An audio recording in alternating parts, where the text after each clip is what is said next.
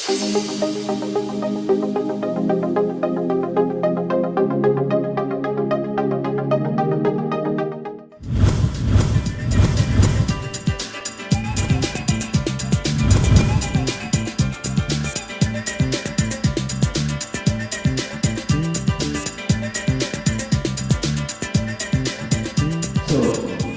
evening, ladies and gentlemen.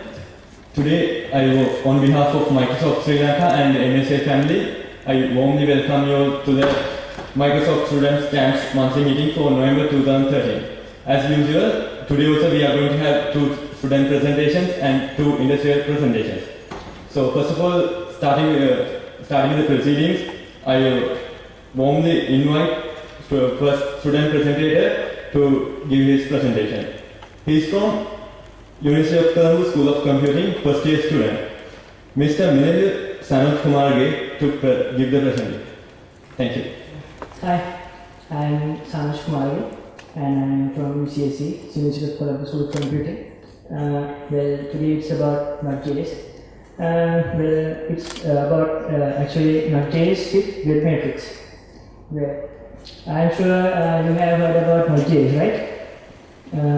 Just want to know who are people who have developed web application with Node.js?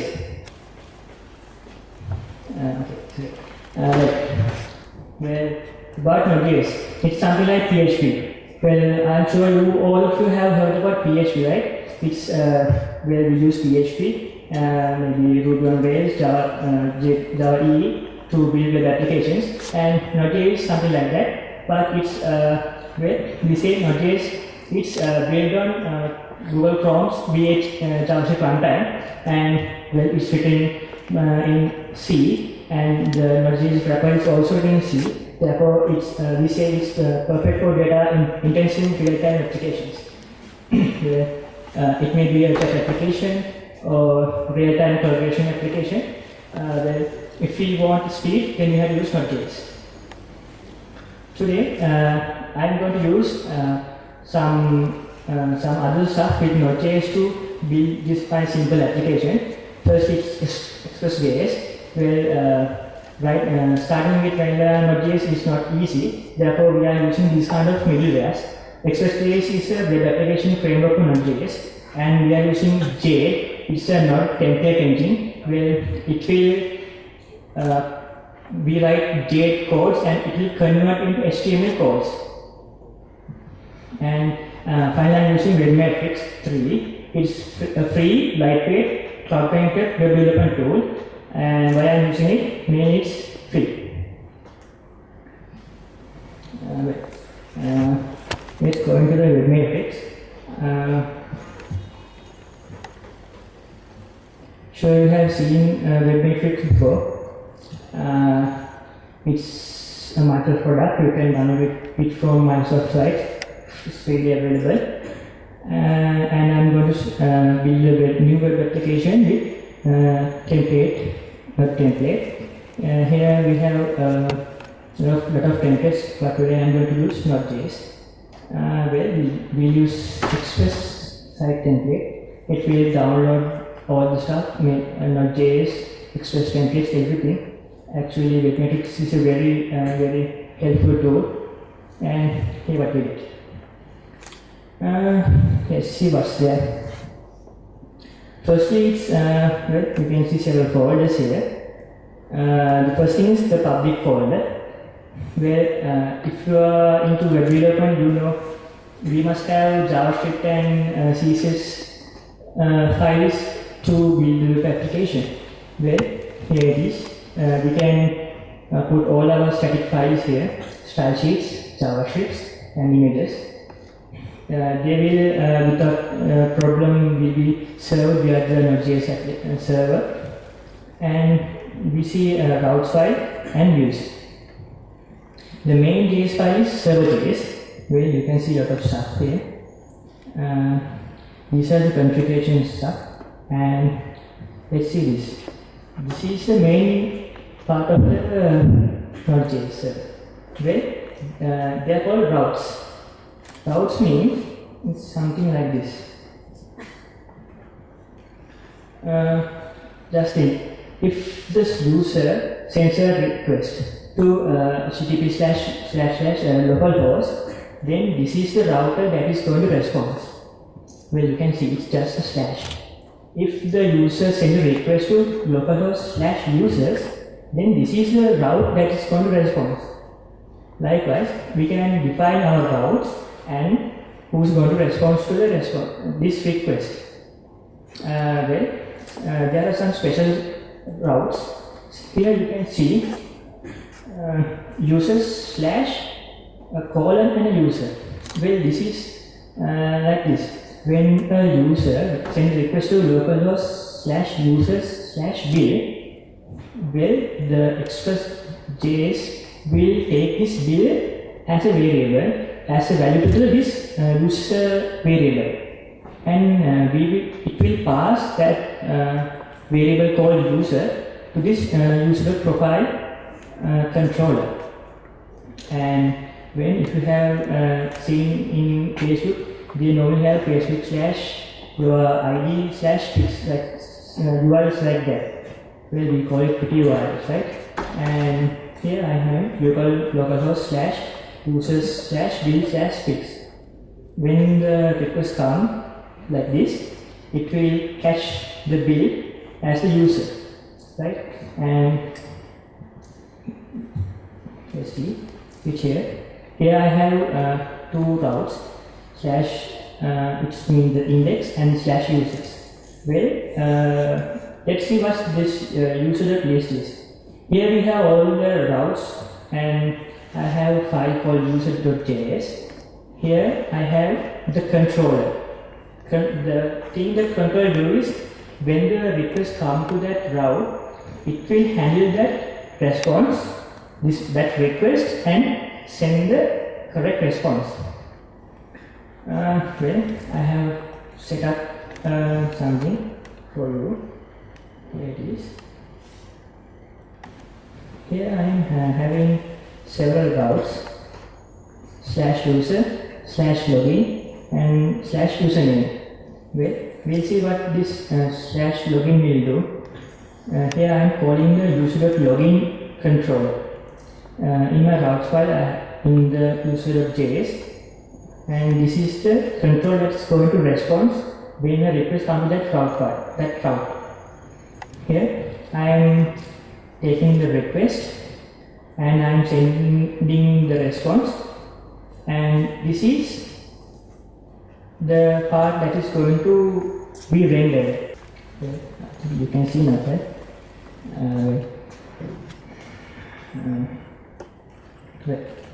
Here, what this render will do. I am telling something called login.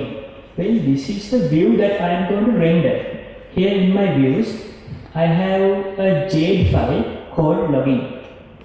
And if you can see this, here, well, it's not HTML, it's JD. Well, we have H1 and P, and I'm sure you know what's the P paragraph and H1 heading 1, those stuff.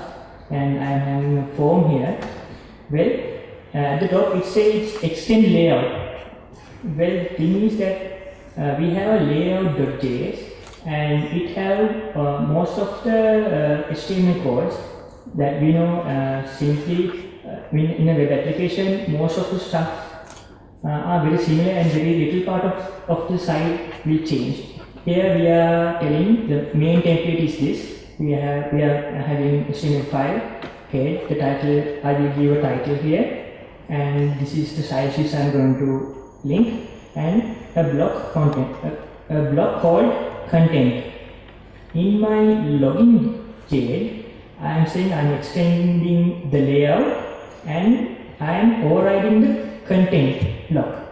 See, everything I write here will be overridden by will override the layout files jail. And here I am saying my H1 should be the title. This is a JavaScript variable actually. Here I am passing this variable here, so you can see the title. I am saying the title should be login, and I am saying sending another variable with it called messages. Where it's I'm getting the session of this request, and the session have a variable called message MSG, and I'm sending it with this view. Well,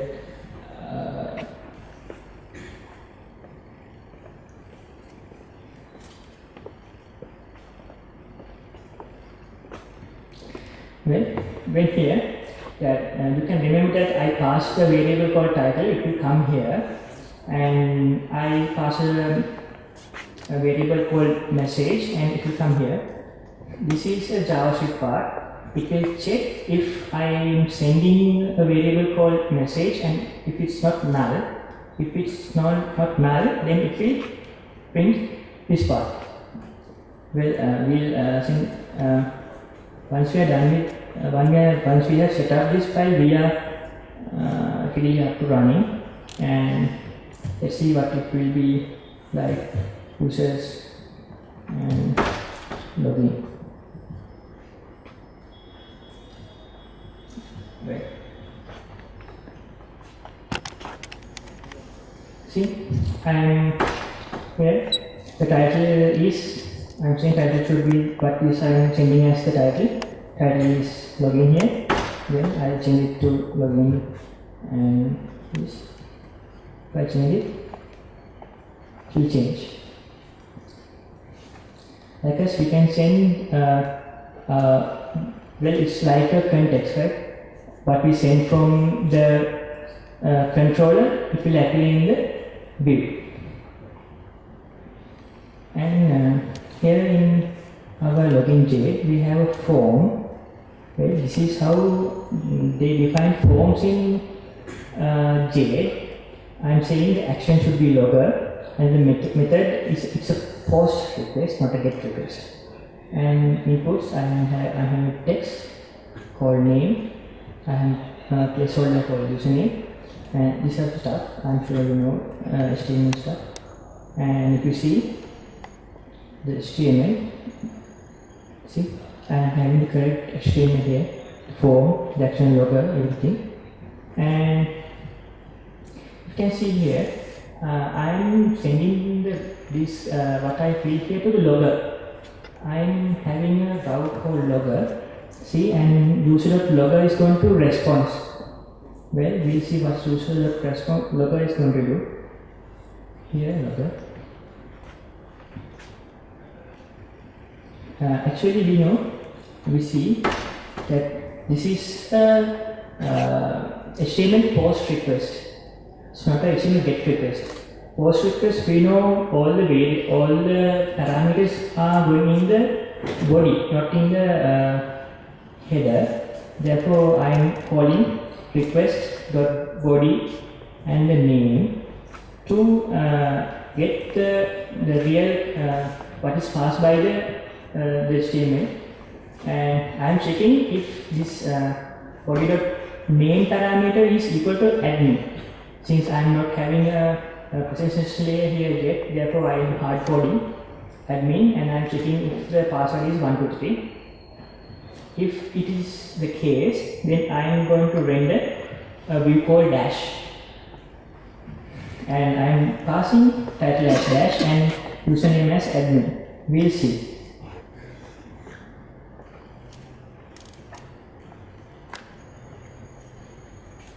I am saying admin, and 123, and login. See, I am having that view.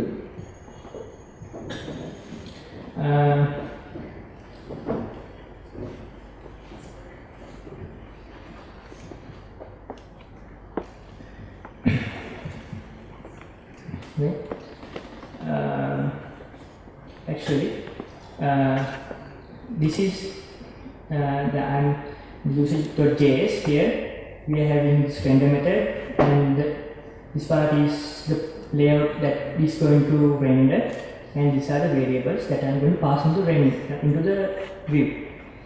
When we are getting a variable value here, maybe user/bill, that will that will come to here, request the params to the user will be then build.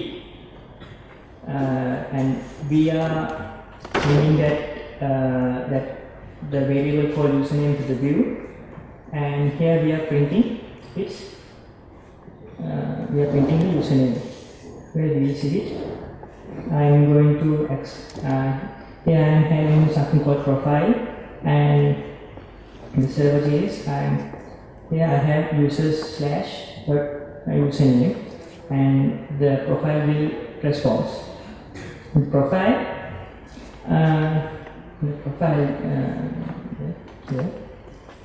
profile see, I am passing username, and in the profile.j I am printing this is what the username is, this profile. Then we will send a request here, say will, and see I am getting this. This is this profile. If I say it's yes, will be Gates profile, and whatever you type here, it will be here. This is the main concept of the Node.js Express.js. Routes file will handle what are the URLs that you are sending the request, and routes file will define who are going to respond to this request, and the routes having here will handle the business logic actually, and it will then render the correct view to the URL. And when work with Node.js, actually you need the Node.js package manager. Actually, it doesn't come with the web matrix. You have to install it as an extension, and I have used it here. I install it, and as usual, you can get all the packages directly downloaded to your project using this npm extension. See, I am having a lot of stuff.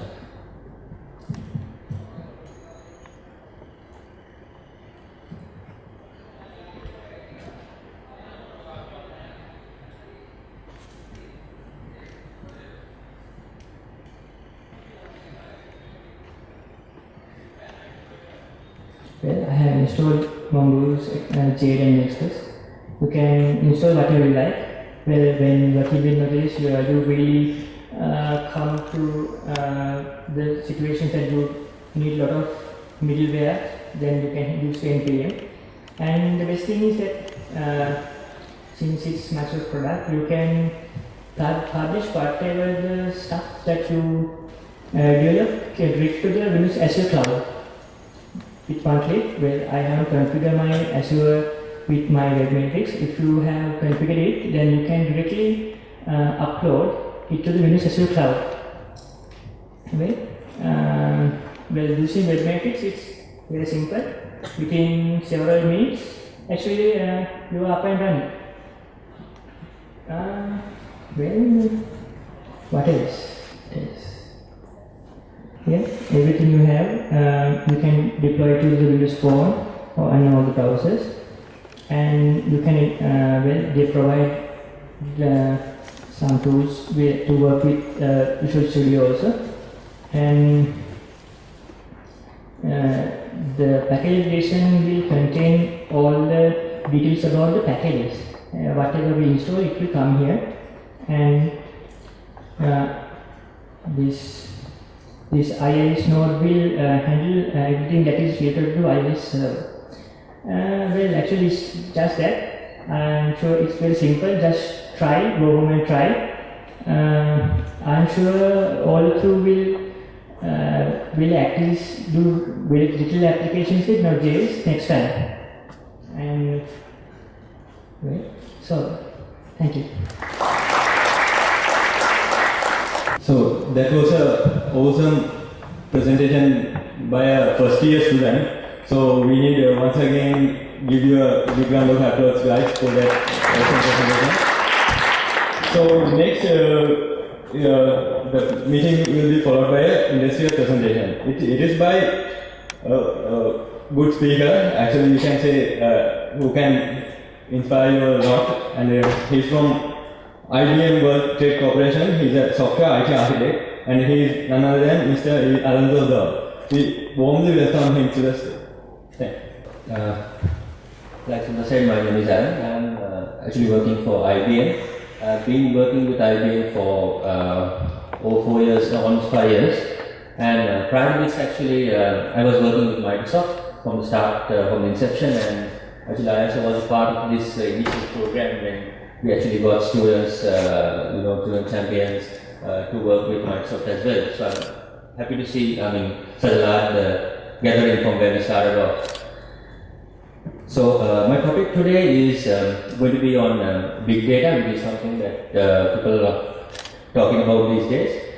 And I'm going to give you the perspective of big data primarily from its use cases and its industry application. So as you said, I'm supposed to be an industry speaker, so I'm coming out from that aspect rather than go on to the technicalities of it. Where would we actually use big data, and what is all this hype around big data? And how does it differ from our traditional business intelligence, predictive analytics aspects that we are quite familiar with? So before we go into actually the application of it itself, let's understand what big data is about, right? So big data is primarily about size. So one aspect of it is, if you look at the characteristics of big data, one of the key characteristics would be the volume. So that's why we call it big data itself, its size. That's why it's called big data, right? Secondly is the speed. Speed meaning what are the devices that it connects to, what are the information sources, and how fast can an organization get this information out. The third characteristic would be the variety. So big data doesn't mean your ERP system or your reporting system. What you mean by big data is the variety of different sources. Could be structured, could be unstructured, it could be in form of a database, it could be something lying around in social media. So that is a part of the variety of big data. And finally, the veracity. So veracity is actually, can you trust this data? So things that are coming on for structured data like your ERP solutions, you can trust. But things coming out from things like social media, Facebook, Twitter, can you really, trust this data? Is it truthful or not? So that is something that big data attempts to understand. So those are the four sort of main characteristics of a big data solution. So if you look at from a perspective of an organization, so why would this be important to any organization? What would it do? So one side of it is to understand about your customer. That means within an organization, every organization wants to be profitable and they sell to obviously customers, right? So we need to understand who our customer is, what our customer is saying about us. So that is something that we need to understand, right? Secondly, we would also want to look at our operations. Like within our organization, we have supply chains, we talk to external suppliers, we talk to vendors, we talk to customers, so much logistics and operations that goes around, right? So we need to understand how we can actually optimize this operation itself. Then we look at our products. Companies have products, and we need to have new innovative products that need to come out of the market, right? So most companies depend on traditionally on research. They hire research companies to do the research for them. Okay, this product is good. These are the latest technologies that are coming out, especially with like mobile companies. But what if you can actually control this rather than wait for a research company to come out with a report? What if you can directly have access to your customers? What are they saying about you in the market, right? And immediately, dynamically make those changes to our products itself, suit that thing. That is where the innovation starts. And apart from that, you also have risk awareness, especially with the banking and financial sector companies. They need to understand what the risk is, right? Risk in terms of somebody making fraudulent transactions within the bank, maybe, or maybe clearing checks. There are a lot of fraud that you hear about in the papers as well. So that sort of thing. How do we prevent our company from actually being exposed to this risk? And another aspect where a company can actually improve is through the various assets they also have. So, if you look traditionally at the type of information that companies require, you can primarily divide it into structured and unstructured. So, structured meaning something that is internal to you, something that is within an organization's control. Unstructured means things that are lying, all over the place. So, the proportionately 20% of the information in any company is said to be structured, while 80% of it is unstructured. It's lying all over the place. So, how do we have access to that data? So, if you look at the transactional side of it, right? What we have here is transactional data. So, where does transactional data come from? It comes from your systems. In each organization, you would have ERP solutions, maybe CRM solutions, maybe other finance solutions running, invoicing solutions, depending on the type of company that is there. So, this information comes in the form maybe of a database. It's an application with a database. It is very structured. There's a lot of transactions going around, and there's large volumes as well. So, that is one source of data. So, this is where things like business intelligence solutions come into play. They access this data to give you meaningful reports. But big data is beyond business intelligence. It moves out into the other areas that I'm about to talk about. One is machine data. So, if you look at banks, they have their ATMs. Certain logistic companies will have RFIDs, the scanners that feed information to this information. Then you have, if you look at a telecommunications company, call record data. What are the calls that people have taken, what sort of income they're getting from these various devices. So, this data also is different in terms of the devices that it controls, as well as this data is semi-structured. You have some sort of control of this data that's coming in, right? Then you have the social data. So, social data is variety. So, you have Facebook, Twitter, YouTube, LinkedIn, so many data is lying around in the internet, right? These are highly unstructured and are very dynamic in nature. So, this is another source of information that big data also requires. And finally, content management, enterprise content, not the content that is in your ERP solution or your financial solution. This is the content that resides with your supplier, content that's in somebody's inbox in the email, which also is useful for our organization. So, capturing all this data is what big data is about. So, if you look at the platforms that we could use, right, in order to understand this data, right? So, the first aspect of it is to understand where this data resides. That's the core thing. Now, we know that this data is there, but how do we actually get to this data? That is the first aspect of it. Secondly, once we get this data, how do we actually manage this data? A single organization cannot maintain all this data within their databases, within their file systems. So, you need a mechanism to manage this. So, I think most of you would have heard of Hadoop, right? So, probably that should be a sort of separate session that we will need to actually understand that. But basically what I want to tell you is that how organizations utilize this, and from the perspective of IBM, what products we have built around it using the Hadoop engine. So, one is for the map reduction, meaning how do we actually assign the various work nodes and distribute the workload. That is one aspect, and then the distributed file systems as well. So, utilizing that, what sort of solutions we have built in. So, that is primarily on terms of storage of these large volumes of data. Then we look at the data warehouse aspect of it. So, a lot of companies already have data warehouses, but that also is a part of big data. How do you maintain all these data warehousing, right? Thirdly, we come to streaming. So, streaming is something that is relatively new in terms of information that is continuously moving.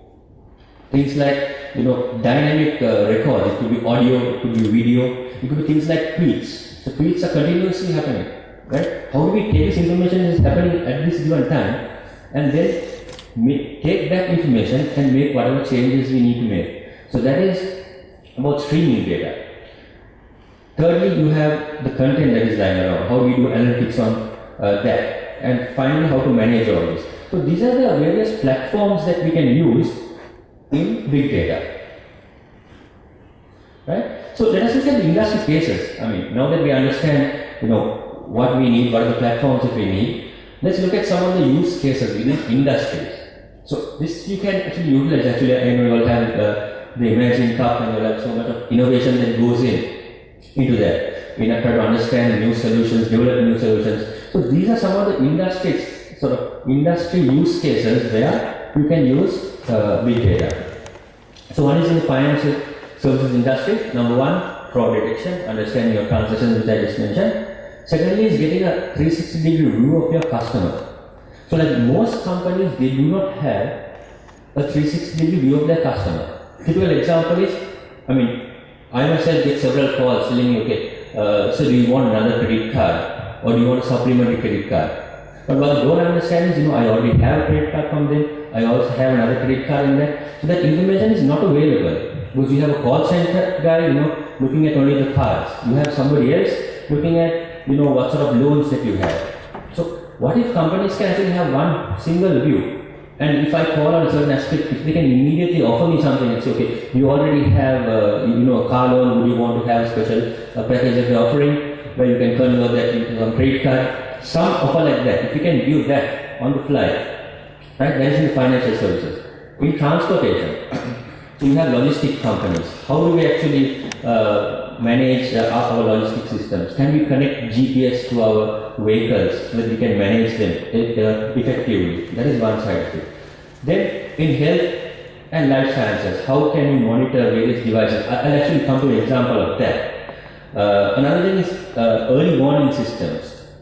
So, for example, some of you have watched World War Z, right? So that movie talks about something coming in, an epidemic, right? That's coming in, and actually, if you look at if you watch the movie, you can see that Israel is already prepared for this. They have built walls around to prevent this sort of epidemic coming in, right? So things like that from movies you can take as examples. How do we have early warnings about this, and how do we stop these sort of things, right? Then we look at the telecommunications industry.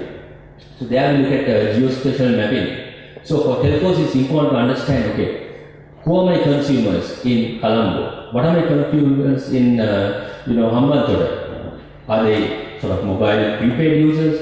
Do they mostly SMS or do they take calls? Do they take overseas calls? Understanding that is important in order for a telco to target various segments of customers. Right? And similarly, to monitor the network itself, the call records, the calls have dropped, things like that. Utilities. So utilities, companies like oil companies, wind companies, will understand, okay, what is the weather patterns that are there, which should be the best place to start a station or turbine, things like that. IT systems, I think you are quite familiar with. Retail as well, 360 view, understanding my customer, what are their needs.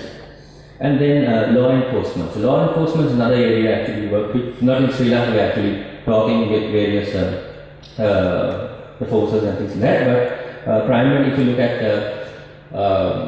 one example would be the New York Police Department. So they have implemented predictive analytics, which actually is a component of big data itself. I'll show you where it fits in. But how many of you have used SPSS software? I think a lot of them are in the universities. So SPSS has predictive analytics capabilities. So what we have done is there was a certain bank where in a certain area in the US where a lot of ATMs were being targeted for theft. They were breaking at ATMs at different hours in the morning and trying to take out cash. So what they did was they actually utilized SPSS predictive analytics capabilities to predict. Because the police department had the demographic information about the people in that area, their age, their gender, where they work, their salary levels, what sort of origin they are from. And based on this, they mapped it with the various breakages, the various times, the crimes that are committed in these particular areas. And based on that, we use predictive algorithms to actually say, okay, between this time and this time, there's a possibility of various break-ins. So as a case study, the bank manager actually went in 2 petrol cars to different 2 ATMs, which were the final predicted ATMs, which would be targeted for fraud at a particular time, or would be targeted at this particular time. And just like it was predicted, one of those ATMs between that period of time on this particular day was actually attacked, and we were able to apprehend the culprit there. So those are examples of the big data used in law enforcement as well. So these are some of the basic use cases, and just to put it all together in a total sort of solution. One of the key areas will be looking at where this data is coming from. So like I said before, you have the data warehouses in the company where you have all your structured data, your ERP solution data, your OLAP cubes, your file systems, your databases, and then on this side you have the new approach. That is where the new big data information is coming from. Your new sources, RFID, text data from emails, social data, and Hadoop streams. We put them all together, and that's where you get an entire use case for big data.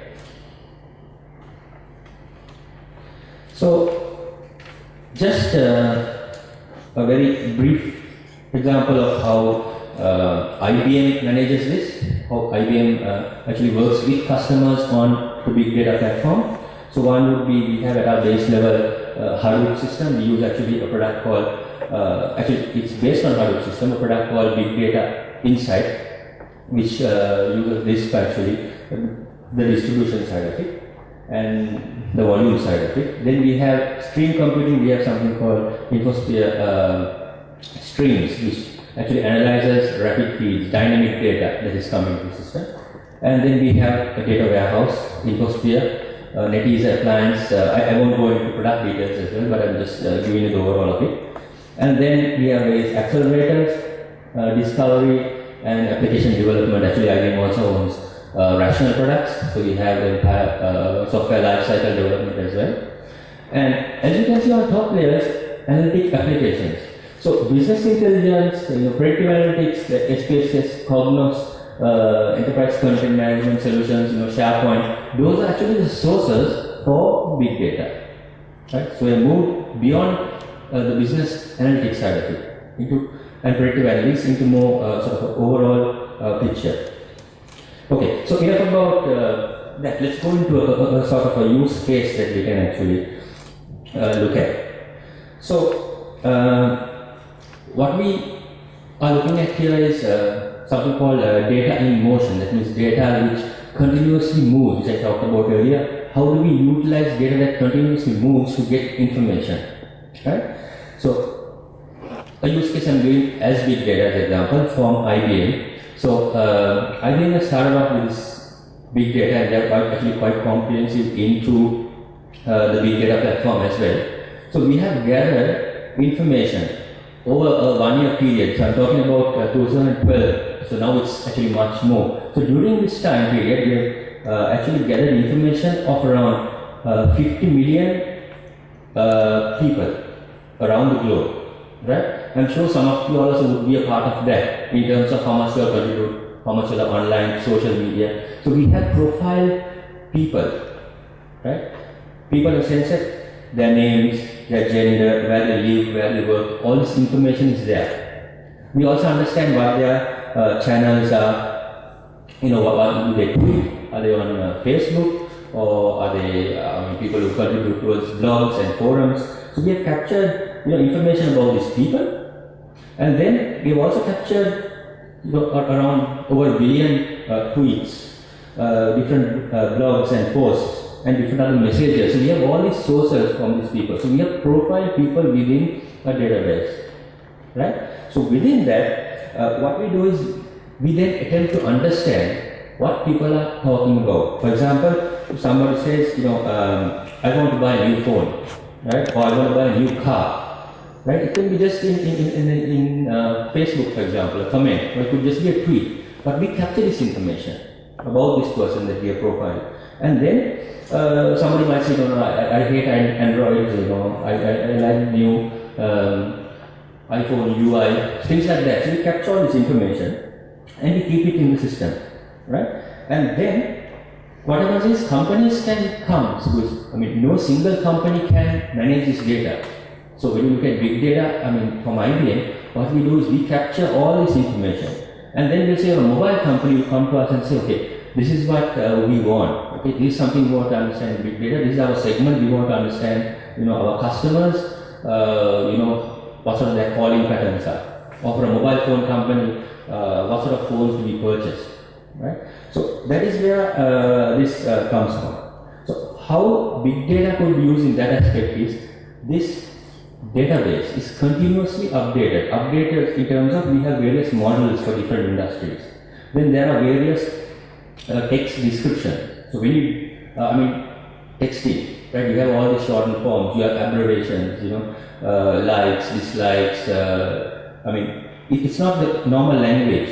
So we have built those into this system to actually understand all the streams.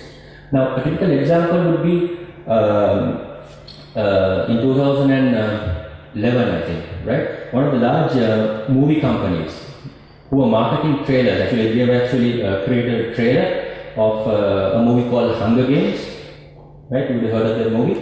So what they did was they came to us and said, okay, we need to understand, what is the feedback that people have on these movie trailers. So as you know, in the US there's the Super Bowl, which is the National Football League, where they have the final. The final is called Super Bowl. So almost, the whole of the US is actually addicted to watching this final, and everybody is on TV. They're looking at this particular time period, maybe a couple of hours, right? So even to have an ad at the Super Bowl will cost you around $100,000 to $200,000 just to have a 30-second ad in that time period, because you're getting the widest audience of any sort of nature in the US.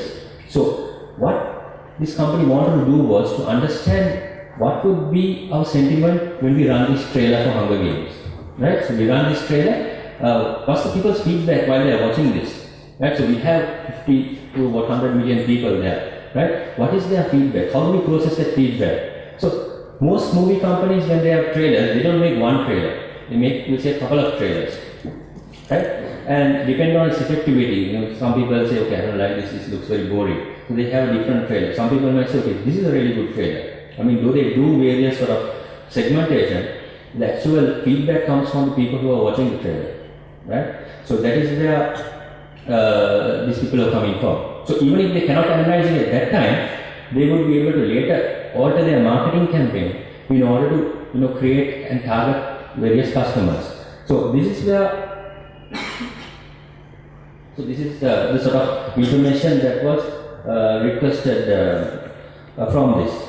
So what we did was we used the information that we had collected from big data. We associated words. For example, if we have movies, we say particular movies, what is the association with it? If we say a car, it goes with this manufacturer. So they told us this is the movie we want information about. We want to monitor it during Super Bowl time frame of 3 hours or so, and we need to understand what sort of data is going. So it's continuously streaming. We need feedback immediately while the event is going on, right? So what we did was, I'll just give you an example. So what we did was we monitored the various tweets during those hours. So if you look here on screen, you would see this is a typical profile. The names have been cut off, but you have the locations and what the occupation they do, and you have the time. So as you can see, during a minute, so many tweets are going on. So how do we analyze these tweets while it's streaming at that moment of time using big data? So if you look at the connections here, you can see the various movies, right? These are the trailers that are running, and what sort of sentiment that people are giving to these movies. For example, what is in green? I'll just stop here. So green says the movie in the middle is the Hunger Games, and what is the sentiment that they're getting. So you can see at the moment there are around in a second, in each second there are around 40 odd tweets, and we're analyzing those 40 tweets per second, for example, and saying the green means negative, right? And red is positive. So are they positive sentiments or are they negative sentiments? So we have the ability to monitor that for this particular movie. And on the extreme right hand side, you will see the Lorax. what sort of feedback people are talking about the Lorax. So you can see Hunger Games, there's a lot of talk about it. This is the trailer that's running.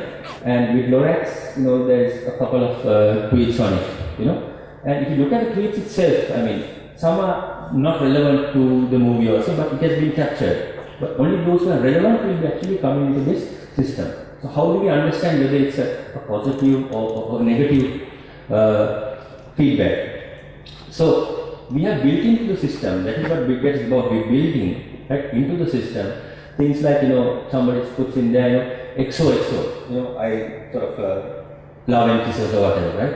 So that's a positive sentiment about this particular movie. So there are text analytics that are built into the system that understands this, right? Similarly, we look at the bottom row. So you have Avengers movie, Hunger Games, and the Lorax again. Here we are looking at various aspects of the movie, right? What is the buzz? What are people talking about? Are they talking about in green the plot? Are they talking about the trailer? Are they talking about the music? Or are they talking about the special effects within the movie itself? Or is it general talk? So that sort of analysis also we can do based on the tweets. This is based on actual live tweets, actual case of what has been done. Right? So we are understanding what exactly people are talking about. So if the company that is doing the marketing is talking about the special effects, right? If they want to target a movie like Matrix, I mean, company wants to research about the special effects that are coming out in Matrix, right? So what they would do is they would target that as the core area people should be talking about. But if people are talking about the plot, or if people are talking about the actors within the movie, they are not achieving what they want to achieve, right? So that sort of information, up to that depth, we are trying to go in. And this is not data that is sitting there for some time and we are doing research and pulling it out the next morning and have a look at it. Right? This is data that we are doing during the, I think this was during the Oscars. So while the movie is going on, you look, actually this was during the Oscars that we are monitoring. This previous example was for a movie company. This is the same company. During the Oscars, each time a trailer goes or each time a movie goes up, what people are talking about, right? So based on this, what they're trying to do is understand how do we target our marketing, online streaming. So if, for example, as you know, in most of the US community say that we will write back after this break. It's a standard thing that they always do. So during that break, that's where the 30-second commercial comes in, which is around $100,000 to $200,000, right? So if that commercial is not perceived properly, quickly the company immediately in the back end can switch to a different commercial. So that is where the power of analytics streaming comes into play. So finally, what this means, okay, if it all looks good and it looks high-tech technology, it looks good for a project that you try to do for the Magic Cup or something like that. But how does it help companies, right? So from company's perspective, right, looking at this sort of information, it can then target, okay, who is watching this? During which age category am I marketing it for? Do I target this particular type of users in this age group, or do I target somebody else, right? Or if nobody seems to be liking its most negative sentiment, we feel, okay, this movie is going to be a failure anyway, let's cut our marketing budget and forget about it, right? Or we could say, okay, negative sentiment, let's target this different type of audience and see what happens. So this is the type of things that marketing companies do because it's a multi-million-dollar industry. So things like that, this is one use case. So I'll just move on to another example. This is in Dublin, this is big data. Primarily for streaming the logistics of the public transport system. So they have a very efficient bus service there. What they do is they actually in real time they map where each bus is using GPS, and then they predict the arrival times of each bus, as well as how do you optimize the routes. Right? So as you know, traffic is not the same every day. Similarly, each hour traffic is different. Right? So what they do is they analyze the average speed of the vehicle, they look at the aggregate speed, and then they look at the different days, the times during that day, analyzing all this information, then they optimize their bus routes so that they can make most profitability. This is something that they have done in Dublin city. Then you look at Another example which I was talking about is on the University of Ontario. So there was a doctor there who looked at monitoring premature kids who come to the research facility. So what he did was he went actually to the labs, worked with some of the big data experts from labs, and actually what they did was they looked at how they can proactively sort of describe or proactively come up with early detection systems, right? Early detection of any symptoms, right? So what normally happens in hospital, you have the heartbeat monitoring that is done, you do a threshold, maybe you have your pressure monitors, that's about it, and there are thresholds. If it exceeds those thresholds, then it gives you a signal, so then the nurse or doctor comes and tries to find out what is wrong, and then take sort of measures. Those are more reactive. But what we do here is, through big data, we try to actually do reactive things. So there are various, it's a project called Project Artemis, which we have started out. So what this project does is, it actually tries to predict, or not predict, more sort of interpret the various trends in a heartbeat. So the heartbeat is consistent. I mean, you understand, okay, this is something that is within the normal range. But what it doesn't monitor is that if the heartbeat remains very consistent itself, there is a sort of symptom, there is I really don't know, it's called nosocomial infection that comes in, right? So those type of symptoms are only detected by a constant heartbeat, right? So those type of things you cannot measure from the general devices or the general sort of feedback that you get from those sensors that are there in the hospitals. So these are early detection for various diseases, early detection of various symptoms that gives you. So this is something also that is a use case in the industry. Then the telco industry, telecommunications, another example where they're using streams and a sort of a rules engine that they use here. So what happens here is, if you look at typical telco, prepaid, postpaid. So this is a telco in the Philippines, which primarily does prepaid. So prepaid mobile phone numbers. And one significant thing is people moving to another network. So this is called churn. So what happens is, you have one mobile provider using this, and then what they do is, then this is not that great, so you move into the next. So they lose a lot of customers. So what this telco provider did, it monitored each customer when they buy a prepaid chip, and they have a system of capturing, like most of our telcos have a system of capturing when your SIM card is about to end. You say your reload is about to finish, right? Maybe you have around 2 rupees more, right? So at that time, they have targeted marketing campaigns. If you receive SMS saying you upgrade with this X telco provider, will give you a 10% discount, or you get additional talk time of 2 hours. So at the right time, so the customer is, because there's 60% churn rate, so the customer is thinking of moving to some other network from the network that they're in, they offer this sort of marketing campaign. So immediately this guy says, okay, I've got 2 minutes free, right? Let me reload again with the same vendor. So that sort of thing that this telco in the Philippines has done. So these are some of the use cases within the telco industry. So by doing that, they were able to reduce churn by 95% by offering the right campaign, the right offer at the right time. So, so some of the use cases. So let's look at what the main pain points are. So in any business, right? So these are some of the pain examples. But you want to look at the actual pain points. What do sort of companies want? One is to unlock the big data. They need to understand this big data, how they can unlock it. Second is, how do you reduce costs? Having servers, how they can utilize Hadoop to actually distribute their files, systems, how can it increase their volumes, things like that. Right? That is another aspect of it. And thirdly, how do you analyze the raw data that's driving around? How do you simplify your data warehouse? And finally, how do you analyze streams, which we just talked about, streams of data that is coming in sort of that in dynamic manner. So these are some of the products that are there. I won't go into product level, and that is what compromise of the big data platform, what you saw as examples earlier as well. So just few use cases again. One is with P&G, consumer goods company. What they do is a product called Visissimo. They have zero latency. That means in the operations itself, to extract data, because a consumer goods company, they have branches, they have networks, they work with so many other product vendors. How do you extract all this data? So they streamline their processes using these information sources and they reduced it.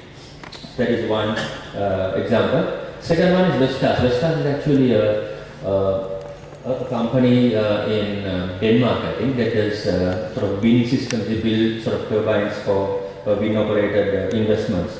So what they did was they used streams to understand the weather patterns in that area.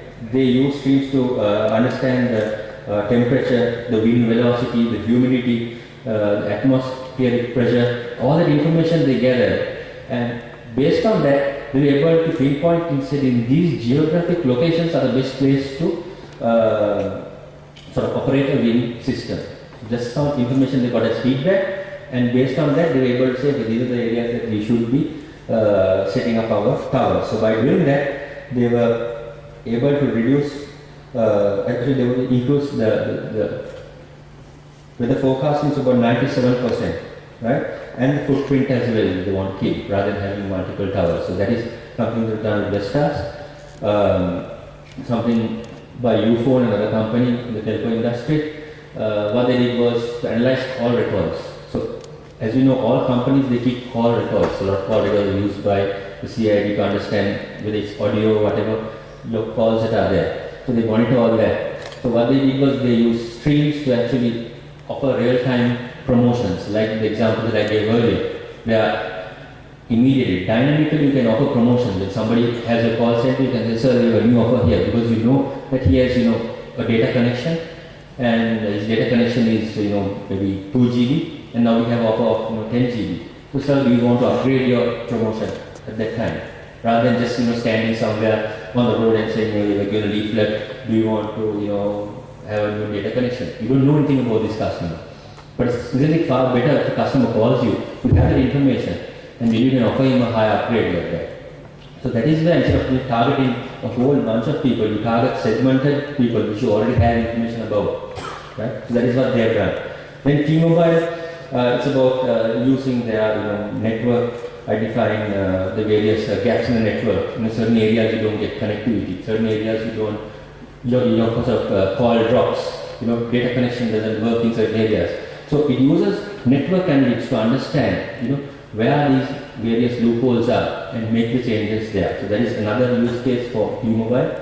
And Euronet Stock Exchange, here you have, it's mainly to do with risk and fraud. So finally, I would just like to go through some of the key areas. I'll very briefly cover it because it's more product centric.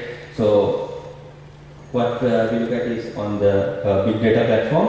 There's a product called InfoPay Big Insights. So basically, it uses the Hadoop engine, that is the component there, to actually do the performance, text analytics, areas like that. Streams analyzers, things like video, audio. Typical example of the tweeting. This is what the stream computing does. And real-time analytics and uses, and it integrates with the data warehouse and Hadoop as well. Data warehouse product called Netisa. Maybe I'll go to the next page. Okay, so this is pure data apps. This is something that's a bit different from the usual data warehouse that people are looking at.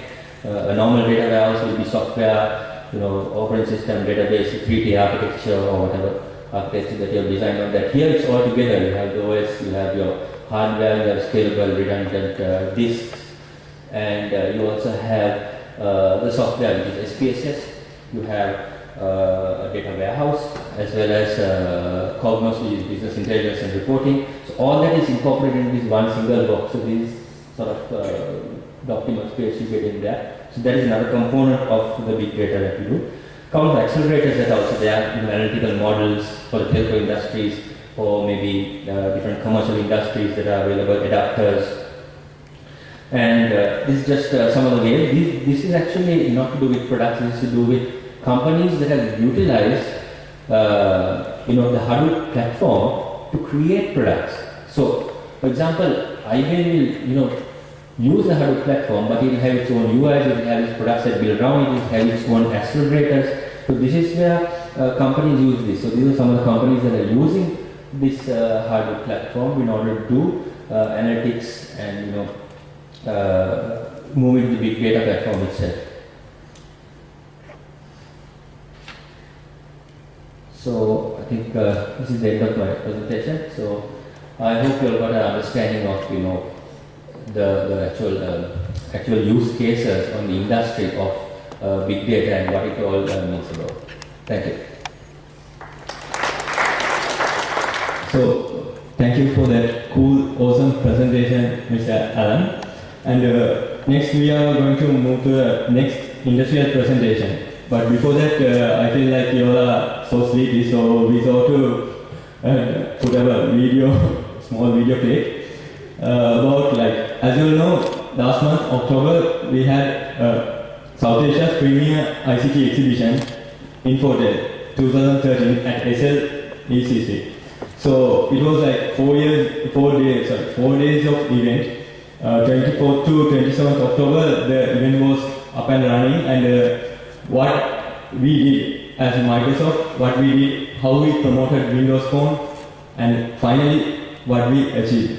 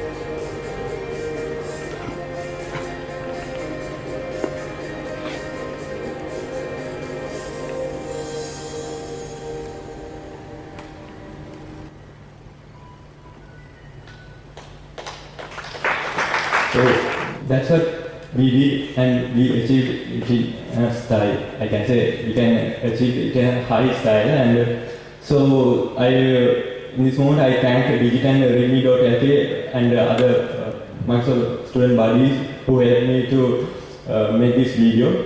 So next, to carry out this meeting, we are going to move into the second industrial presentation.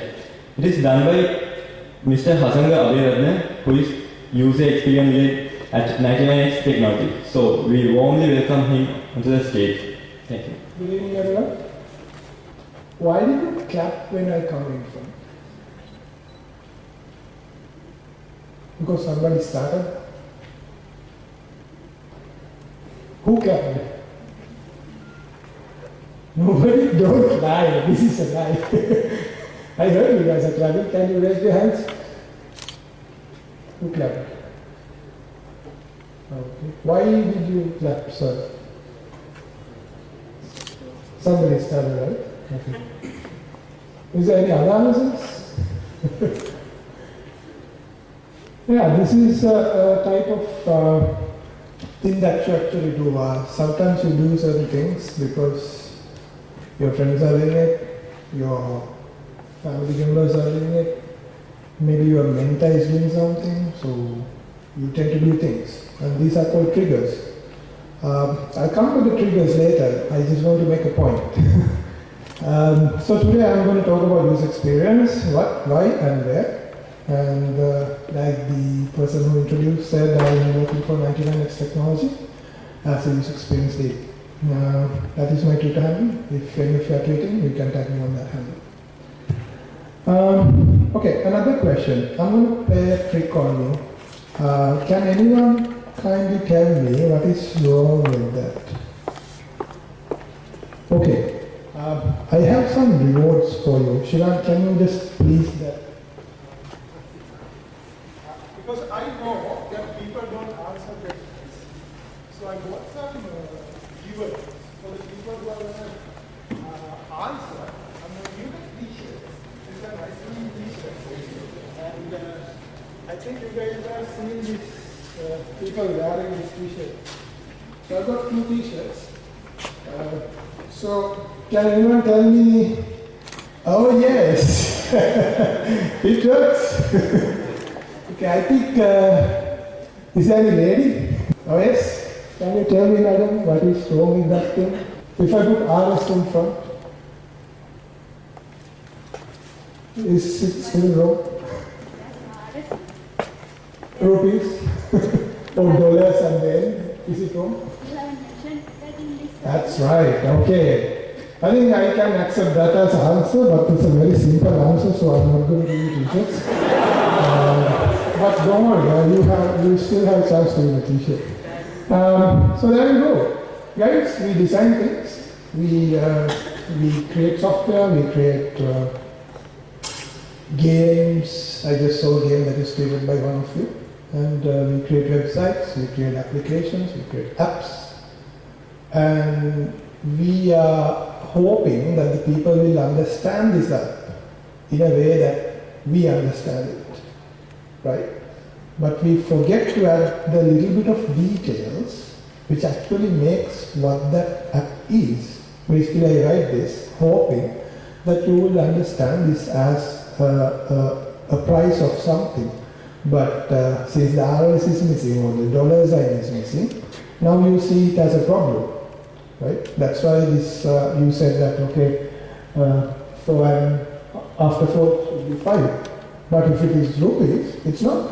It's not, right? So these little details in your design actually changes the perception of things that you actually display.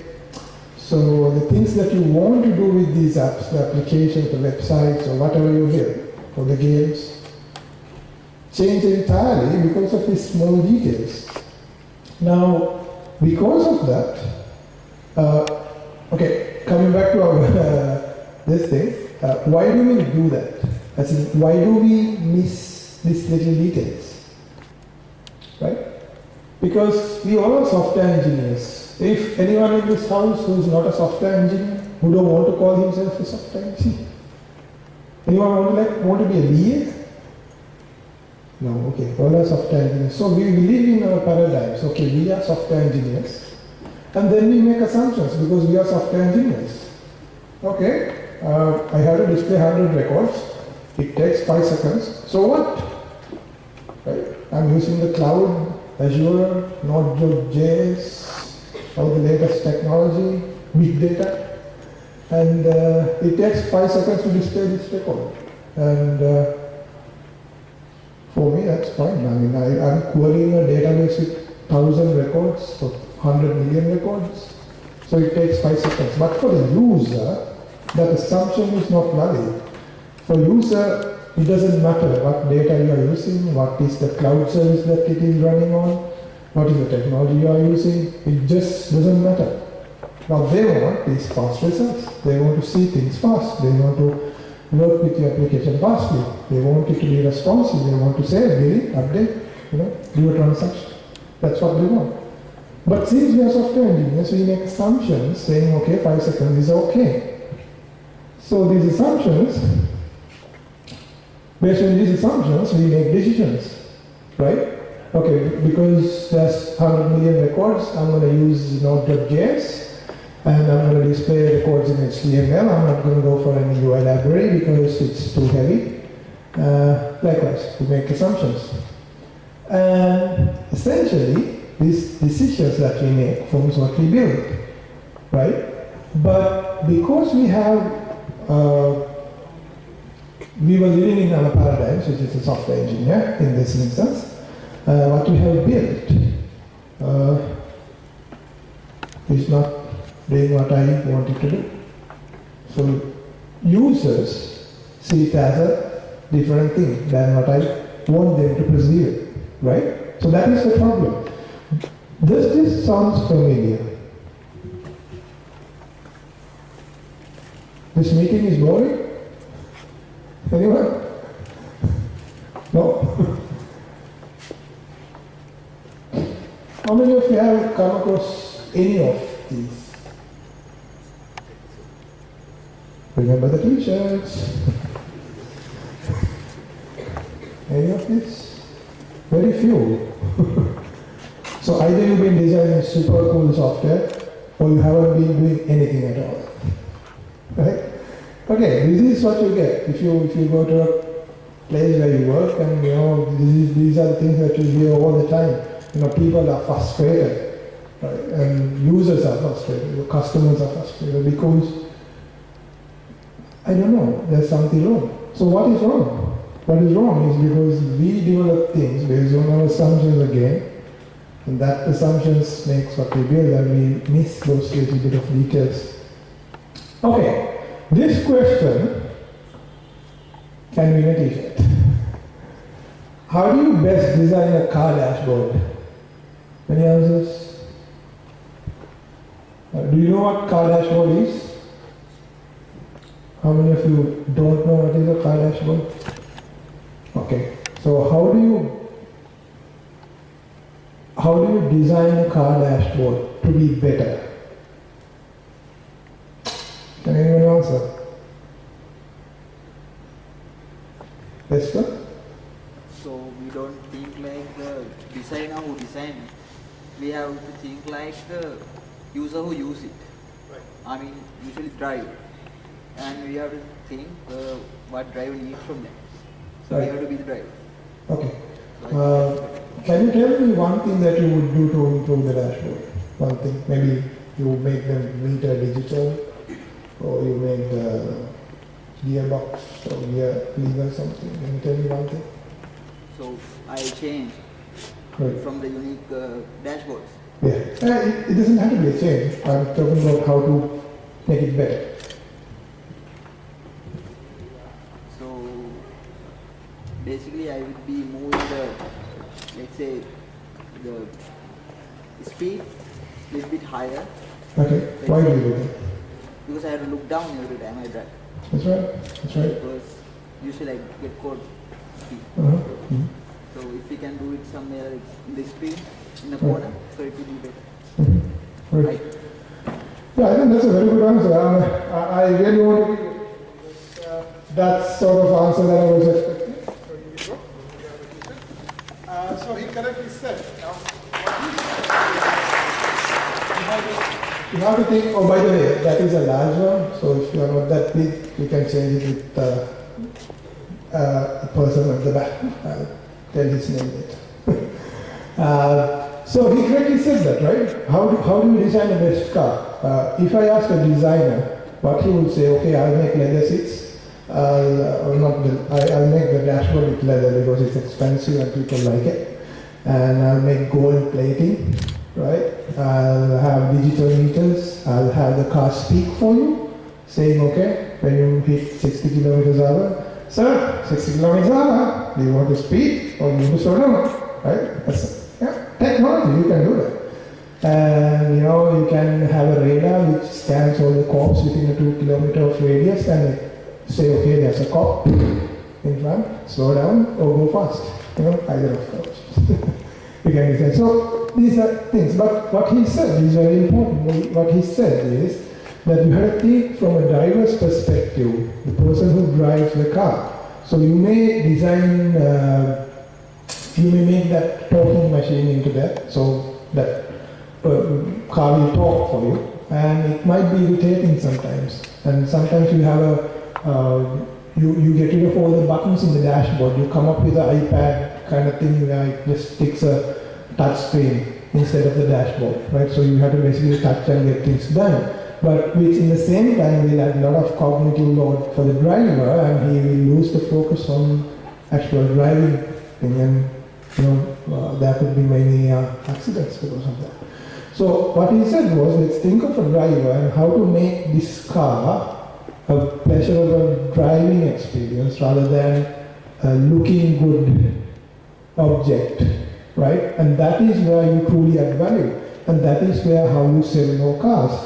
And that is exactly how you market your cars as the next driving experience. You apply the same things in the software. You think of it from the perspective of the users and apply these little details which matters to the users and make your software one thing which is favorable and people use more so that you gain a lot of, you get a lot of traffic if it is a website. And things like that, right? That's how you make your things that you build. So there was a study, this is done by IEEE, I hope you know what that is. And there was a study called Why Software Fails, and out of why software fails, they found that 3 of the reasons are directly involved with the user experience problems. Right? What does this say? Most software developers doesn't have a UX lead. So I can be employed tomorrow in another company. That could be a reason, right? So that is a problem, right? We get a lot of software. We get banking systems, we get online banking, we get ATMs, we have this, that, lot of software. We have apps, we have games, things like that. But how many of your apps that you have installed in your iPhone or Android that you actually use? How many of your apps? Can you give an answer for that? Percentage? 20% of the apps, do you use it? Why? What is the reason? Because even though we install this app, that app hasn't added a real value to us. Thereby we don't use it. We even forget to uninstall because it is just nothing. But if you install something like Angry Birds, right? You play that. Even while your girlfriend is screaming at you, you still play that. Because you're so into it. It's so intuitive and it has grabbed your attention. But all the other 80% of the apps which are not using fall into this category. And in these 80% of failures, the 3 reasons are directly related to the UX. So you see a problem. The industry needs a solution to overcome this 80% of failures. So how do you do that? That's something called user-centered design, right? This is a process that actually puts the user in the middle of everything that we do. It's an iterative process. It's not a one-time thing. So, like this gentleman said, so we think as a user, we research about the users, and then we find about users. The end result is something called personas, where we list down all the characteristics, the behaviors, findings of this particular user or a user group.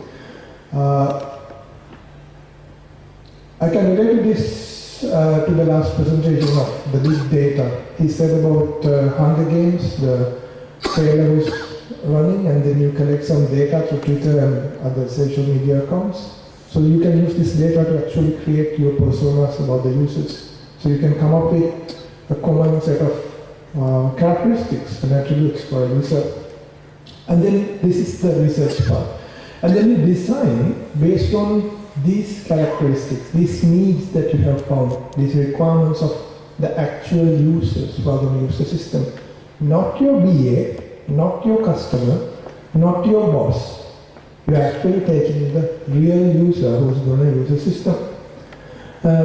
Now, one thing that I get when I go to these places like this is that, okay, people who know that I'm a user experience related person, they come to me and show the website that they have done. Can you help me and can you tell me what are the user experience problems in this site? I don't know because if I'm one of the targeted users, I can answer. But if it is a website for people who are into banking, which my mother wanted to be, but which my mother wanted me to be, but I decided not to. I don't know, because although I do UX, it doesn't mean that I can read all the other people's minds and suggest what are the best practices for you. That's not good. We have to actually talk to someone who is into banking and see whether he can do his work within that application faster. And is he happy about it, right? So that's the research part, guys. And then we come to the design. Based on the research data, we design something and then we implement. Now at the initial levels, when we say implement, it could be even sketches that you draw in your books. And it could be low fidelity mockups using HTML and CSS, if you can just create a very rough figures of what we have actually designed. And then you actually launch. Initial stages of launch is actually soft launch. When we heard about soft launch, it is actually a launch within a targeted set of users who may be your friends, who may be your colleagues, who may be some people who are but actually intended audience. So you get them to use it, you observe them, you record the screens while they're using it, you maybe give them a task list, okay, do this and tell me how fast you did it, and you also can look at the errors that they make, how many errors that they make, how many help that they require to complete a task from A to B, right? So you look at these things from the real users and you get this feed data and you aggregate your research. And this is an iterative process. So as you go on, there will be a day that you actually do a launch for the public based on all this research data that you have gathered. So if you look at this process from a high level, higher ground, what you see is that always the users are the centerpiece of this mechanism. So there's a very less chance that you can actually miss any of the attributes of user which may help you to make this application a successful one, right? You get what I'm saying? Any questions so far? Okay. So this is a very high level definition to what is user-centered design. So user-centered design is the sure shot way that you can achieve a pleasurable user experience for whatever you build. It could be a software, it could be a car, it could be a house, it could be a meeting, it could be even this presentation I'm doing. If I had done research about you, I would have done a better presentation here today, right? So that's called user-centered design. So what are the characteristics of user-centered design? Is that we take into account their needs and wants, goals, motivations and triggers. So basically triggers is something that I wanted to talk about. So I wanted to prove something, and while I was back, I asked Shivan to just clap when I walk in front. So he started clapping and we all started clapping. And the answer to why you clap is because Shivan started clapping. Right? So that's a trigger. Right? So let's try and apply the same mechanism into something that you build, maybe a game, right? Through the user research, you find, okay, why I knew that you will clap when someone started clapping is because in the last presentation, when he finishes it, nobody clapped. I started clapping, so you all started clapping. So then I figured that if somebody starts clapping, all of this audience will clap. Then I told Shiran, okay, you start clapping while I walk in front.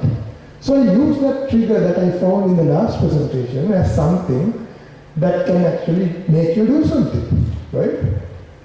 Right? So imagine you find something like that, which can be a trigger in the mobile game that you develop, right? And you implement that trigger into your game some way, right? And you're probably going to get a lot of people use or rather play your game, and you are going to be successful. You are going to open another Angry Bird studio, or whatever that studio called name is. You know, these are the triggers, right? So that is the importance of doing user research. You identify users, what triggers them, and then you use those intelligently for them to do what you want them to do, right? So that's triggers. And there are obstacles and limitations.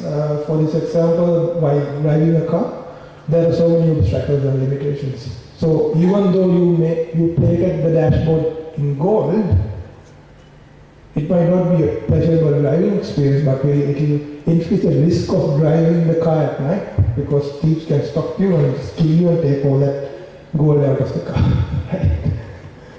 Right? Just because it's valuable, just because it's beautiful, it doesn't mean that you are improving the experience. You have to think carefully. You have to always look at it from a perspective of a user, what he does, his perspective, user, his needs. And people are used to do things in certain ways. How many of you start your Facebook app in the morning just after you wake up? There are a few. Okay. So you are used to that. How many of your final thing of the day is to check Facebook before you go to sleep? Check your app. Yeah? That's different set of people. So you can use this, right? For example, let's say that you make a toothpaste which you advertise as this is best before going to bed. Right? So you have a toothpaste in the morning, you have toothpaste in the night. So you want to advertise that. Now to advertise this, I think the best time for those people is at night, because that's the last thing that they do on Facebook, right? So you go to the Facebook before you go to sleep and you see it, oh wow, this is new toothpaste. Right? So I'm just taking an example. It could be a very weak example, but things like that. But it's just that you understand these attributes, use these triggers, and use this intelligently to do what you want to do. Likewise, those are behaviors, and there's geography and language. Those are things that you have to consider. For example, if you build the finest software, finest document management system on earth, and if you go and install in a government organization, let's say, Puta, maybe what it has to be in Sinhala somehow, right? You use Unicode or you use font mapping, it doesn't matter, it has to be in Sinhala, because they do not accept files in English. Right? But if you have done the research, you would have already invested money in that and make it in Sinhala in the first place, and have English as a secondary option, right? So those are the geography and language aspects of user perspective. Environment and gear. So I'll give you an example of this thing. We have been building an application where it is actually an inspection app for the cars, for mechanics in the garage. So we launched this app to see that nobody is using it, right? Everybody is downloading 2-3 times, 2-3 taps, nobody is using it. Then we went on to research to see why. The reason is that actually mechanics are wearing gloves while they are garage, and they are wearing the protective glasses. So the buttons in our application are a little bit small. When you are wearing a gloves, you can't actually touch the button, and it irritates them. And the colors and the shades that we have used are fading away because of the protective glasses that they are wearing, because it cuts down a lot of light. So you have to be more contrasted in terms of the UI. And in terms of the interaction, the buttons and all the controls in this thing have to support that type of a finger, a big finger. Okay? So we found that one of the perspective of users is the environment and the gear that they're using while they're actually using this application. Work life and experience. There are people who are actually using Excel day in and day out. So when you implement your software, they'll say, okay, can't I copy paste from Excel to this software? Right? That's some of the requests that you get. So these are things, right? These are things that you have to consider when you are doing the user's perspective. So that is actually why you should do user research and follow something like user-centered design. There are a few other methodologies, but user-centered design is something that we practice at 99X, and it has so far been delivering good results, so please stick it. So let's go to the benefits. This is the last bit of the, I see you yawning, so I think this presentation is boring. Therefore, let's go to the benefits. Addresses the user needs, increase adoption, like using those triggers that we discussed, and improves the productivity in terms, reduces support and maintenance costs. If people figure out how to use your software themselves, there's no need for support team. They'll just figure it out so that you can actually save that money and invest on building new features or new functionalities into the system. That actually results in return on investment. So that is, and that actually gets rid of those 3 directly related problems with UX or to failures of software, and then you actually have more profit than losers. So that is why user experience is.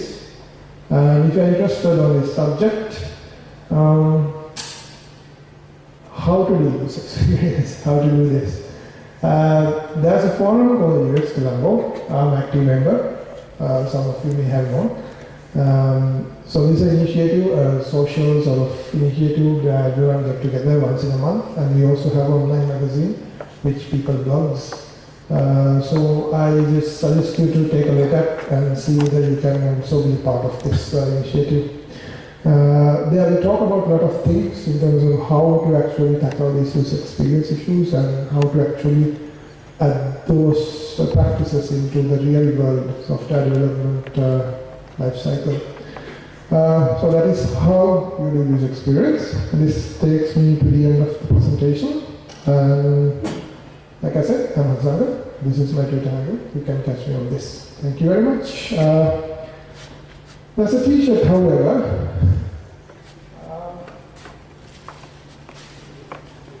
This is actually the t-shirt that I got for myself from the UX Colombo. I decided to give away today for you guys. So I'll ask a question. The first one to answer will get this t-shirt. Okay. So the question is, who wants a t-shirt? Okay, I had to give for someone. I think this gentleman over here. Finally, after this event, you will have myself and Shiran. Shiran, can you stand up? So he's the founder of UX Colombo. So you can talk to him if you have any problems with UX. You can talk to me if there's anything else. Thank you very much. Have a good evening.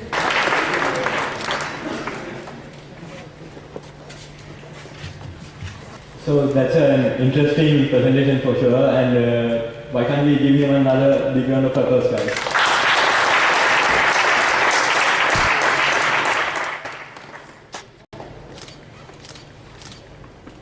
So we are moving to the final presentation of the day, and the final presentation, student presentation, is going to be done by Mr. Dushantha Ramanwala, who is from University of Colombo School of Computing third year, and as well as currently being intern trainee software engineer at 99 Technologies. So I would only invite Dushantha to the stage.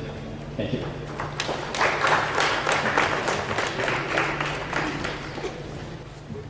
Hi everyone, I'm Dushantha.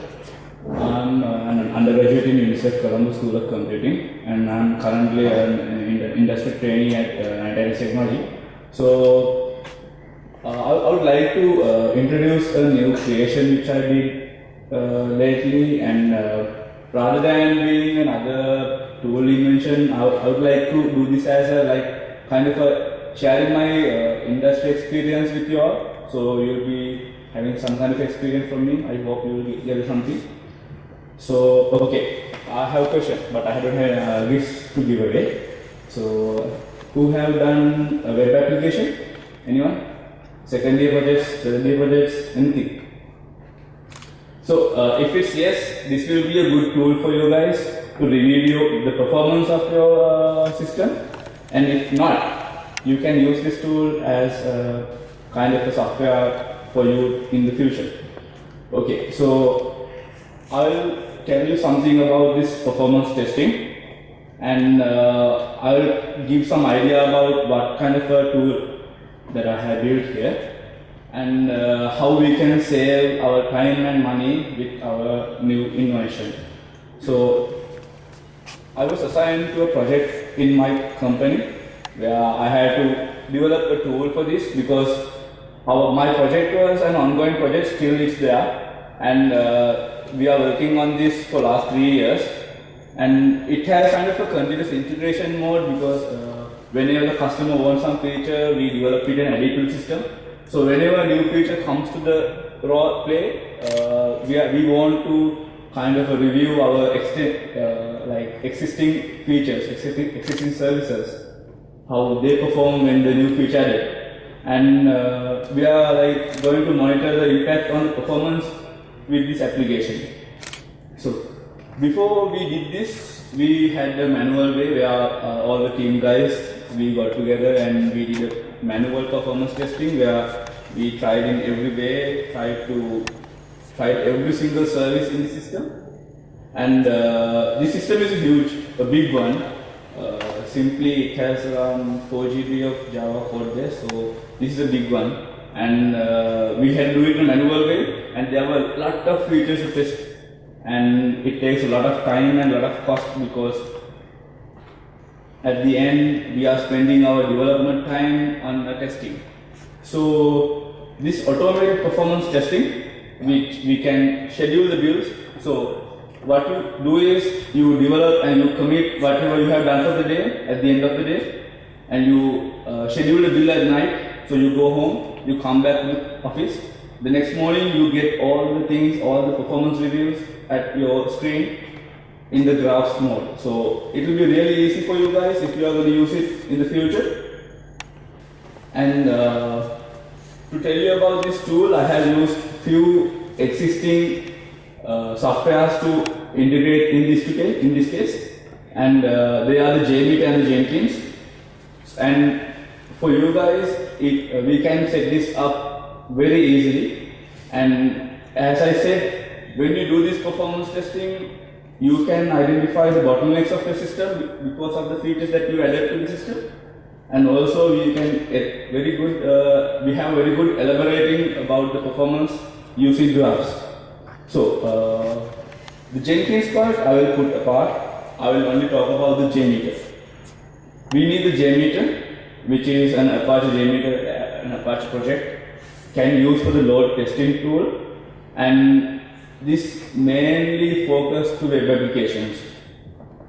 So in a JMeter test, there are a few things that I want to tell. There are few features, I will show you them later.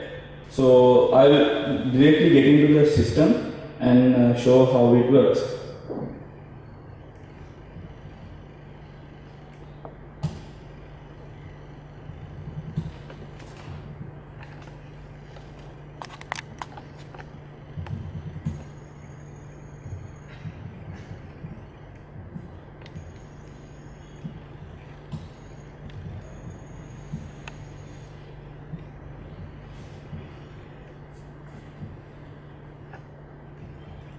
So this is the tool what I told you about, and basically you can work with this and come up with a good plan for your web application. For any kind of web application, you can easily do this work. So this has few basic things which I will show you to make a test plan. Actually, we are making test plan for this case because then you can separate your test plans for separate services that you have in your system. Say loading some data to your system, viewing the data, searching and all. You can separate your services into separate test plans, and you can take them as separate test plans and test them in separate mode. So when you run this test, you can easily see what features have been improved because of the new feature that you have added, and what has some negative feedbacks. So it has a thing called thread group, which is very easy. I'll show you how it goes. And there's in this workbench, I can add this HTTP test script recorder. This test script recorder, what it does is like when you start recording it, whatever you do in your web application, all the services and all the walkthroughs you do in your website or the web application will be recorded in the system. So at the end, when you stop this recording, you can take them and you can remove what you don't want and take only what you want and build your schedules. Right? So this is the basic of the test plan. So I would say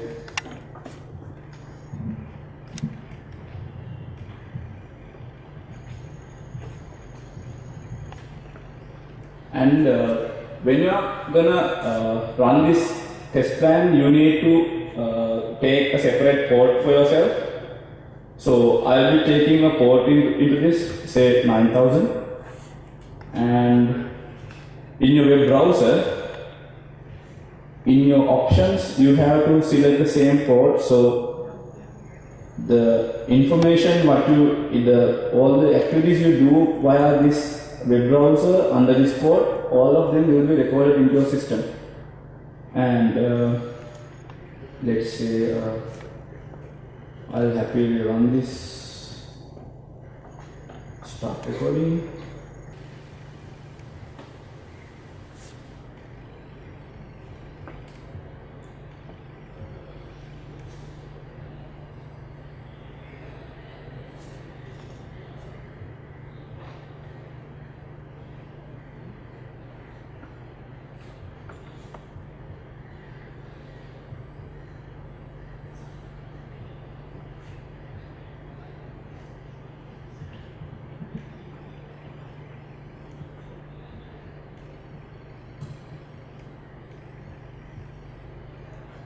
There's something wrong in the implementation. So when you go through the, like let's say you did some walkthrough in your test plan, in your application, all of them will be recorded in this as text. So you can take what you want and remove what you don't want, and easily you can stop recording,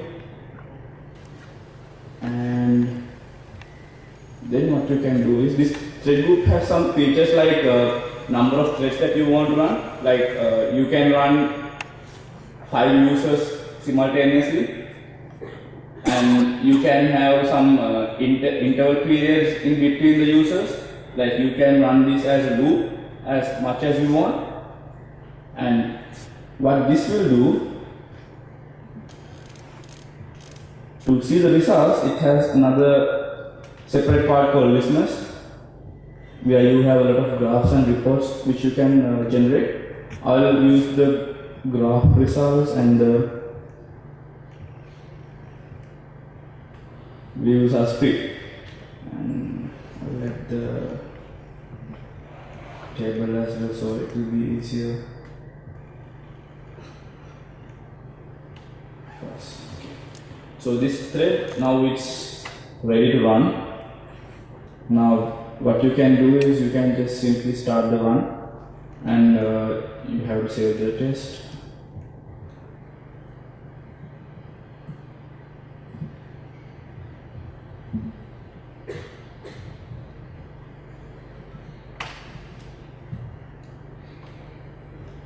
Okay, so when it runs, it will go on, and at the end,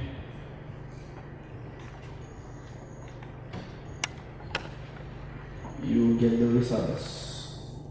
Since my internet connection is troubling a bit, I don't have much of walkthrough here right now, but this is what happens. So you get the sample time, how much of time that it has taken to run this thread, and how much of data it has used, and in this tree you can have more information like what kind of data it went out and what came in. So easily you can identify like what kind of say services takes more time, what kind of services you have to improve more and more. So it will be easier for you to identify what kind of improvement it has been doing to the system.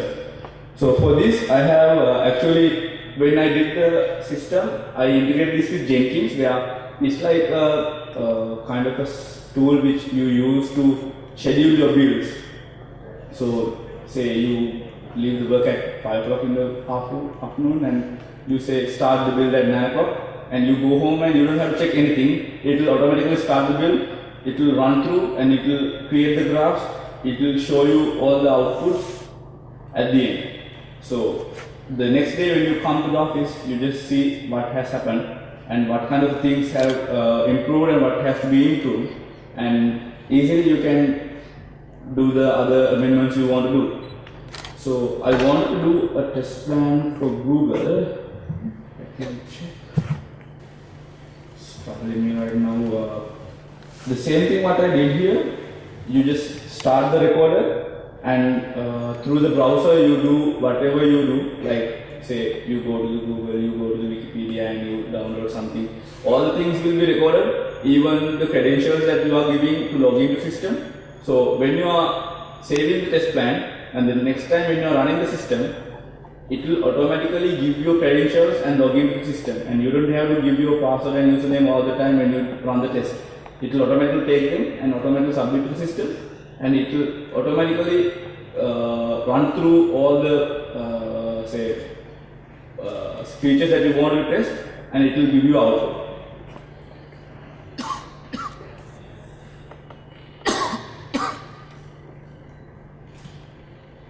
Okay, now this doesn't need to be operated as a manual thing, as I mentioned before. So when you do some automation into this in your development cycle, what happens is you save some of your time to develop more and more. So rather than being worrying about the testing side of the system, you can concentrate more on your developing. And as I said, you can do it overnight, so in the next morning you can review the system, and it's very much easy to set up. And say now automation is kind of a trending thing, so I would say automation is good. And for this I can add something else as well, like anyone have heard about the Selenium framework? So what we have done is, here you don't see what's going on in the web browser. You can't see that the pages are walking through and nothing you can see, but in the Selenium IDE, if you record in that aspect, you can easily see, like you see in your screen the web browser opens and you go into the website and do all the say logins and walkthroughs and come back, log out and everything. So it's a very kind of a convenient thing for you guys if you are going to try it, because when I did my second year project, I never knew about something like this. But if you are using this kind of thing, you can easily show your performance, the web system's performance to your say supervisor or a mentor. So they will be really happy to see this kind of aspect that you have brought it into your system.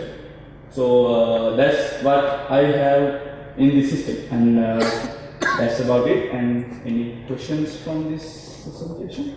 You can download the JMeter tool from the Apache website, and the other part I have put apart because that's more into the project. So I have put apart the Jenkins side. You can integrate that as well. So in the Jenkins, what happens is you have kind of a plugins into your system.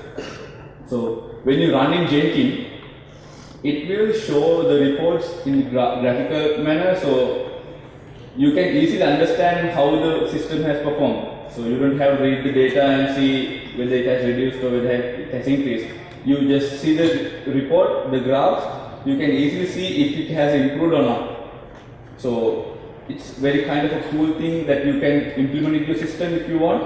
So you can show your performance to someone else without showing the stats. You can show some graphs and say this is how it has been performed for the last few builds.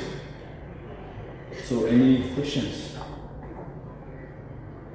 No, seems no questions. So thanks a lot. Thanks a lot, guys. I hope something that you gain from this. Yes. Okay. Thank you.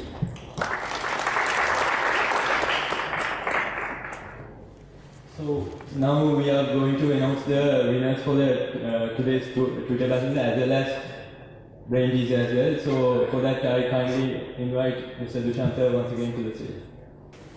So this time also we have received a lot of answers for the brain teaser.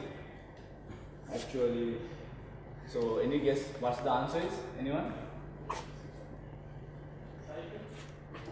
Okay, any more answers? Any more answers? Actually, it's the cycles which that he has been smuggling all over the time because no one understands what he has been smuggling. And winner is. Look inside me for the answer. Who is this winner? Anushka Isuru. You are the winner. Actually, I should this to you guys because say it's kind of creative than the others, but we have submitted, and even I found it difficult to find the answer in this answer script because it was hidden with another piece of paper. Who did tweet for today's session? Yes, one. Raise your hands, raise your hands. If the person who did tweet and who won the present, if he doesn't raise his hand, I won't give the present even. So just raise your hands if you did tweet. Okay, so I got the answer from Namila. He was the one who was observing the tweeting competition. And it goes to Manisha Vijayasekaran from again UCS, yes.